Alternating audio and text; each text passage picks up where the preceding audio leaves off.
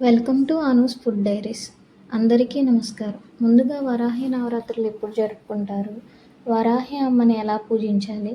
కంద దీపం అంటే ఏమిటి? అమ్మవారికి ఇంకా ఎన్ని రకాల దీపాలు పెడతారు? వాటి యొక్క విశిష్టత గురించి ఈ వీడియోలో తెలుసుకుందాం.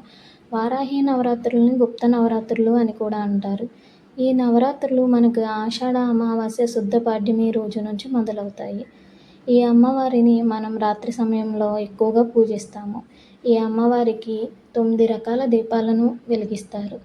1 కంద దీపం, కొబ్బరి దీపం, పంచగవ్య దీపం, జలదీపం, పిండి దీపం, ఐశ్వర్య దీపం అంటే ఉప్పు దీపం, బెల్లం దీపం, నవధాన్యాల దీపం, కుష్మండ దీపం.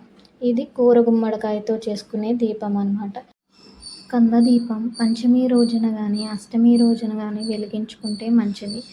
ఈసారి పంచమి జూలై 19వ తారీఖు ఆదివారం వచ్చింది. పంచమి రోజు ఎవరైనా కంద దీపం వెలిగించలేదు అని బాధపడొద్దు. అష్టమి బుధవారం 22వ తారీఖున వచ్చింది. ఈరోజు కూడా కంద దీపాన్ని మనం వెలిగించవచ్చు. ఇది ఎవరైనా చేసుకోవచ్చు. డైలీ నవరాత్రులు చేసేవారే కాదు, రోజు పూజ చేసుకునే వాళ్ళు కూడా వెలిగించుకోవచ్చు. కంద దీపం ఒక్కరోజు వెలిగించినా చాలు, చాలా మంచిది. ఇంట్లో సంపద ఉంటుంది. కంద దీపాన్ని 22 బుధవారం వెలిగించుకోండి. మా దగ్గర అమ్మవారి ఫోటో లేదు, ఎలా వెలిగించుకోవాలి అనుకునే వారికి ఏం అవసరం లేదు. మనం ఇంట్లో గౌరీదేవిని చేసుకుని ఆవిడ ముందు ఈ కంద దీపాన్ని వెలిగించు. మేము ఉంటున్న ఇంటి దగ్గరలో శ్రీచక్ర పీఠేశ్వరి భగవతి అమ్మవారి టెంపుల్ ఉంది. ఆ టెంపుల్లో వరాహి అమ్మ మాత నవరాత్రులు ఘనంగా జరుగుతున్నాయి. ఈ నవరాత్రుల్లో 5 రోజులు పూర్తి చేసుకున్నాం. మొదటి రోజు అమ్మవారికి పింక్ కలర్ శారీ, రెండవ రోజు వైట్, మూడవ రోజు రెడ్ కలర్, నాలుగవ రోజు బ్లూ కలర్ అండ్ 5వ రోజు ఎల్లో కలర్ చీరలతో అలంకరణ చేశారు.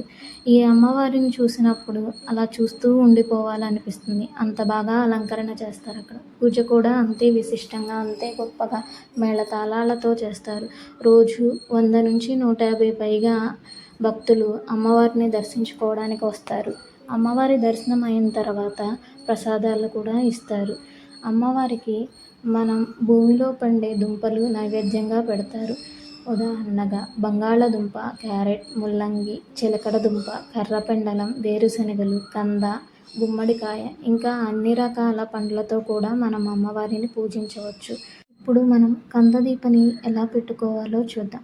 కందని ముందుగా శుభ్రం చేసుకుని పైన ఉన్న తోలు తీసేసి నిండుగా పసుపు రాసుకుని కుంకుమ బొట్లు పెట్టుకుని మధ్యలో లోతుగా గుంట చేసుకుని నువ్వుల నూనె కానీ ఆవు నెయ్యి కానీ వేసి ఎర్రబత్తులు వేసి దీపం వెలిగించాలి.